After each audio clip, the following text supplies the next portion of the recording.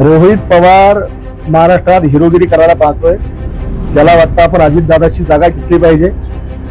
अजितदादांच्या जागा घेण्याकरताच तो अजितदादांना न्याय देण्याचा खोटा आव्हान उडालेला आहे. तिथे ऑलरेडी सीआयडीची आणि बाकीच्या सगळ्या यंत्रणा चौकशी करतात आहे. तिथे कर्नाटकात जाऊन गुन्हा दाखल करण्याचं नाटक करून राहिलेलं आहे.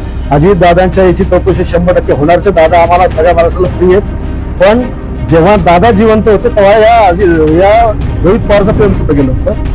दादाला प्रखरपणे विरोध करणारा, दादावर टीका करणारा, दादावर शिलक्या भाषेत बोलणारा हा रोहित पवार तेव्हा कुठे गेला होता जेव्हा दादा जिवंत होते. आता दादा गेल्यावर दादाची संपत्ती मिळवायची, दादाचे कार्यकर्ते आपल्या मागे यायचे, याच्याकरता याची नाटकं सगळे चालू आहे. आणि म्हणूनच याच विषयात त्यांनी जी उडी घेतली ही फक्त प्रसिद्धी करता घेतली. काल जेव्हा त्याने कदाचित पुस्तक वाचलं असावं. तो पुस्तक तो वाचला होता की त्या महाराजांचा कसा अपमान आहे, कदाचित त्याच्यामुळे तो आला असावा.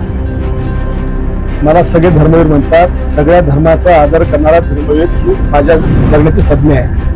त्याच्यामुळे आम्ही हा अशा प्रकारचा जातीवाद आमच्या देशात राज्यात आम्ही कधीच कपडून देऊ शकत नाही किंवा तो आम्हाला मान्य पण नाही. विरोधी पक्षाने माझ्यावर टीका केली, आमच्या स्थानिकच्या काही विरोधकांनी टीका केली.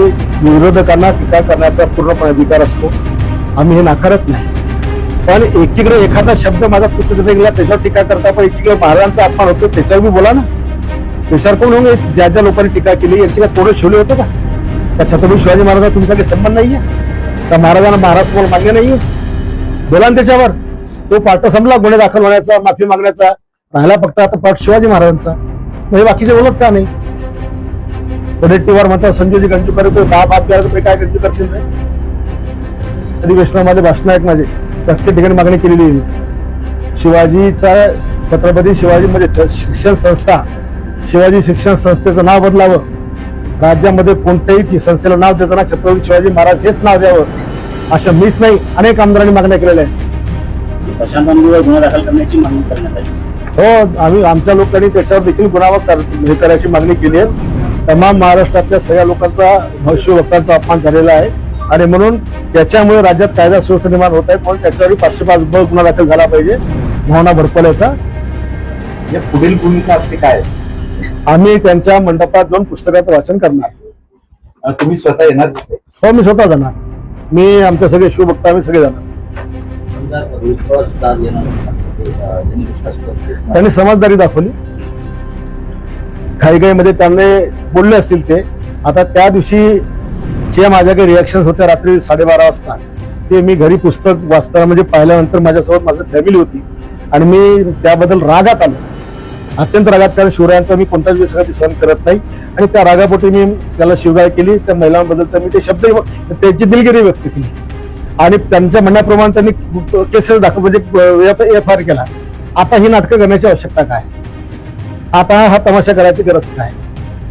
आणि म्हणून या सगळ्या विषयाला छत्रपती शिवाजी महाराजांचा जो अपमान होतोय, मला राज्याचे मुख्यमंत्री महोदय आणि उपमुख्यमंत्री महोदयांचा देखील मेसेज मिळाला की या पुस्तकाला 40 वर्ष झाले.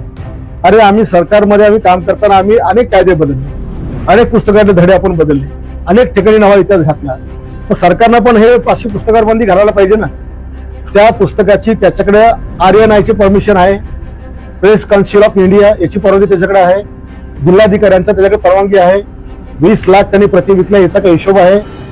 कशाच्या आधारावर हे लेखक बनतात आणि प्रकाशक बनतात आणि अशा प्रकारे महाराजांचा इतिहास खोटा इतिहास लिहितात? काय याच्याकडे मान्यता काय?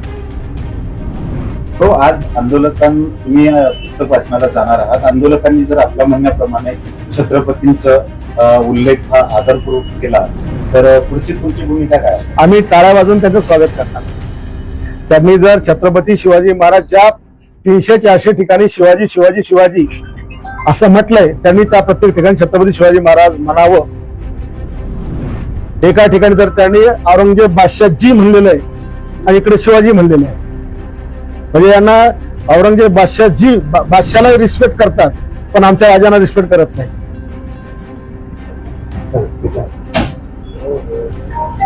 हो, आज बुलढाणा शहरामध्ये पुस्तक वाचन होणार आहे. शिवाजी कोण होता प्रशांत आंबेचे तसं फक्त या घटनेकडे आणि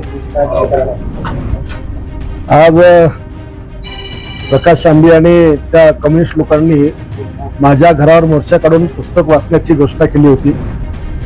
मी तर आधी पण सांगितलं की छत्रपती शिवाजी महाराजांचा सन्मानपूर्वक उल्लेख जर करत असतील तर माझ्या घरात पण पुस्तक वाचलं मला काही अडचण नाही. परंतु आम्ही इथे कार्यक्रम आयोजित केला होता. शिवरायांचं पूजन आणि महाआरती पोलिसांनी आमच्या कार्यक्रमाला परवानगी नाकारली. आम्ही पोलिसांचा कायद्याचा सन्मान आम्ही केला. आम्ही आमचा कार्यक्रम रद्द केला. त्यांचा पण कार्यक्रम पोलिसांनी रद्द केला कायदा सुव्यवस्थेच्या नावाखाली. परंतु असं असताना पोलिसांनी परवानगी नाकारल्यानंतर सुद्धा तुम्ही महाराष्ट्रातल्या तमाम शिवभक्तांच्या जखमेवर मीठ चोळाय करता. जाणून बुजून जे पुस्तक तुम्ही छापलं, 20 लाख प्रति विकल्या, एवढं सगळं केल्यानंतर तुम्हाला आता इथून पुस्तक वाचण्याची आवश्यकता काय? आणि म्हणून आम्ही त्या ठिकाणी पुस्तक वाचायला जर ते येतील तर आम्ही पुस्तक वाचायला म्हणजे ऐकायला आम्ही जाणार. आम्ही समोर खाली बसणार. आम्ही विनयशीलतेने आम्ही सगळ्या गोष्टी आम्ही ऐकणार. आणि त्यामध्ये जर त्यांनी पुस्तक वाचताना छत्रपती शिवाजी महाराजांचा सन्मानपूर्वक उल्लेख केला तर आम्ही टाळ्या वाजून स्वागत करणार. पण जर का एकेरी भाषेत आमच्या सगळ्यांच्या जखमेवर मीठ चोळायचा प्रयत्न महाराष्ट्रातल्या तमाम शिवभक्तांच्या जर केला, मग मात्र त्या ठिकाणी जर शिवभक्तांच्या भावना अनावर झाल्या तर याची जबाबदारी सगळी त्या आयोजकाची किंवा त्या पुस्तक वाचण्याची नाही. आमची कुठली दहशत नाहीये. एखादा कोणी कोल्हापूरचा लांडगा इकडे येईल, इकडे कोणी करेल, आमच्या गावात आग लावेल आणि विनाकारणचा कायदा सुव्यवस्था निर्माण करेल, असं त्या विचारा स्वतःच्या त्या मंडप त्याला वाटलं की इथे देखील माझ्या मंडपामध्ये शिवरायांचा अपमान होणार आहे म्हणून ते स्वतःच काढून दिला. त्याला सांगायची काय गरज आहे? असो का कोणी असो, छत्रपती शिवाजी महाराजांचा जो कोणी अपमान करेल त्या प्रत्येकावर कारवाई झाली पाहिजे. बाबासाहेबांचा अपमान करेल, महात्मा फुलेंचा करेल, ज्या महामानवांनी या राष्ट्राकरता आपलं रक्त वेचलं, आपला त्यांनी काय म्हणतो आपण घाम गाळला आणि या देशातल्या जनतेला सहारा देण्याचा प्रयत्न केला, प्रत्येक महामानवाचा जर कोणी अपमान करेल तर त्याला कायदेशीर शिक्षा झालीच पाहिजे. बागेश्वर बाबांबद्दल आपलं काय? जे मत इतरांबद्दल आहे तेच यांच्याबद्दल पाहिजे. म्हणजे त्यांच्याकरता काही वेगळा कायदा आमच्या भारतामध्ये आहे का? त्यांनी दिलगिरी व्यक्त केली, क्षमा पण केली. एकदा क्षमा याचना केल्यानंतर पुढे काही राहतच नाही. तुरुंगांनी महाराष्ट्रामध्ये सातत्याने अशा महापुरुषांचा अपमान होताना आणि आता हे एक टीम वर्कच या देशामध्ये छत्रपती शिवाजी महाराजांच्या कार्यकाळापासून काम करते.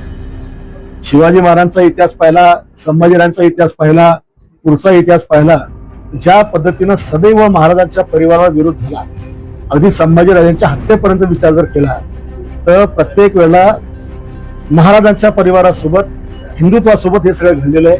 आणि ते अगदी महाराणा प्रतापांसोबत सुद्धा. आणि त्याच्यामुळे अशा शक्तीने आमचा देश हा या ठिकाणी त्याला काय म्हणतो खूप मोठ्या संकटात नेऊन ठेवलेला आहे. या देशावर जे परक्यांच्या जो सदैव आमचा या आक्रमणाचा बडगा असतो, या लोकांच्या हिमतीमध्ये सगळं होत असतं आणि त्याच्यामुळं ही प्रवृत्ती ठेसला गेली पाहिजे. महापुरुषांचे असे अपमान होतोय तर तुम्हाला वाटत नाही का कायदा यायला पाहिजे महाराष्ट्रामध्ये ऑलरेडी कायदा आहे, पण कडक अंमलबजावणी करण्याची आवश्यकता आहे आणि अशा पुस्तकावर बंदी घातली पाहिजे.